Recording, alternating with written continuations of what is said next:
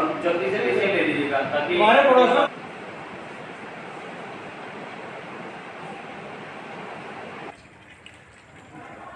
18वीं सदी का काफ़ी समय बीत जाने के बाद भी चीन और भारत को ही दुनिया के सबसे धनी देशों में गिना जाता था। लेकिन एशियाई व्यापार में उन्हीं दोनों का दबदबा रहता था।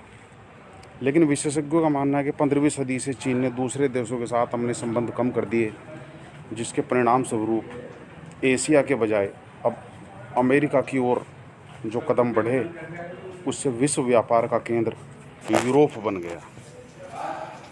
ये हम चित्र में देख सकते हैं गुलामों की खरीद फरोख्त। 19वीं शताब्दी बहुत ही इम्पोर्टेंट टॉपिक बोर्ड में आता है, कॉर्न लॉ। ब्रिटेन की आबादी 18वीं सदी के अंत में बहुत तेज़ी से बढ़ने लगी, क्योंकि उद्योग वहाँ लगने लगे, लोग तेज़ी से जो है वहाँ पर आने लगे, काम करने लगे, रहने लगे, और लोग बढ़े तो भोजन की मांग भी बढ़ने लगी।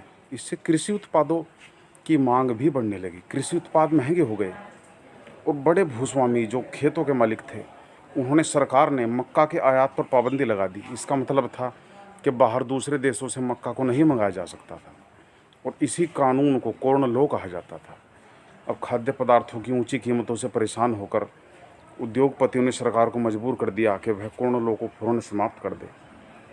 सरकार ने वही किया, कॉर्न लॉ को समाप्त कर दिया, जिससे क्या हुआ, बाहर के देशों से बहुत ही कम कीमत पर खाद्य पदार्थ ब्रिटेन में आने लगे, और लोगों ने ब्रिटिश किसानों के जो खाद्य पदार्थ थे उन्हें खरीदना बंद कर दिया, क्योंकि वो महंगे थे।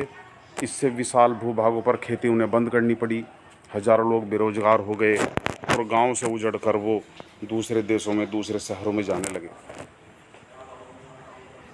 ये चित्र हमें दिखाई दे रहा है अमेरिका की ओर अप्रवासी रवाना होते हुए जहाज़ों में, पानी के जहाज़ों में भर भर कर लोग अमेरिका की ओर जाने लगे। नतीजा ये हुआ कि यूरोप के लगभग 5 करोड़ लोग अमेरिका और ऑस्ट्रेलिया में जाकर बस गए, बेहतर काम की तलाश में, जहाज़ पर चढ़ने के लिए अपनी बारी का इंतज़ार करते आयरिश अप्रवासी। आयात निर्यात में तकनीक की भूमिका, तकनीक की क्या भूमिका रही, ये देखिए चित्र 8। मेलों में किसान अपने पालतू जानवर लाते थे, जहां उनकी खरीद फरोख्त की जाती थी। ये जानवरों का मेला है। और देश के सभी बड़े मांस आपूर्ति केंद्रों को रेलवे लाइनें जाती थी। मांस उत्पादों का व्यापार चलता था। 1870 के दशक तक अमेरिका से यूरोप को लगातार मांस नहीं भेजा जाता था, केवल जिंदा जानवर भेजे जाते थे, जिन्हें यूरोप ले जाकर काटा जाता था।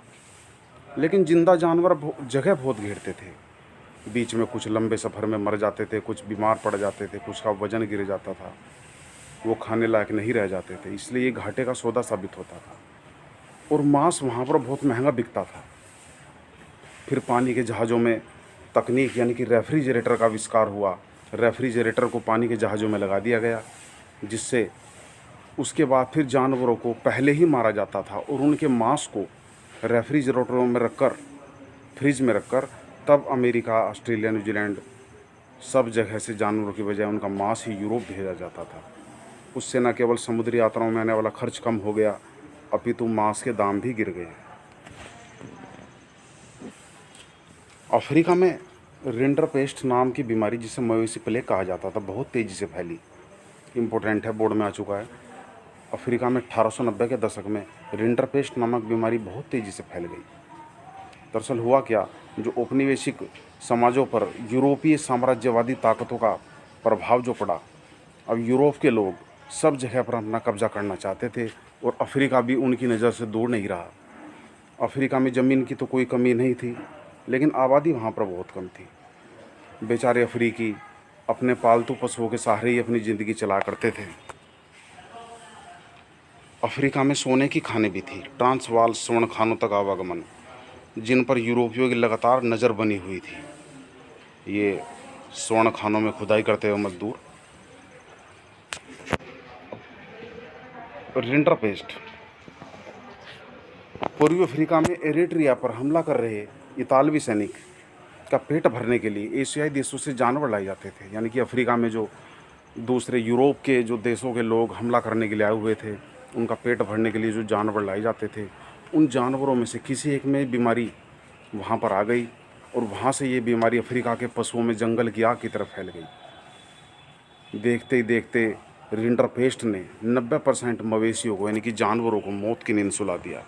पशुओं के ख़त्म हो जाने से अफ्रीका की रोजी रोटी के साधन ख़त्म हो गए और अपनी सत्ता को मजबूत करने और अफ्रीकियों को श्रम बाजार में धकेलने के लिए सरकार ने बचे खुचे पशु भी अपने कब्जे में ले लिए।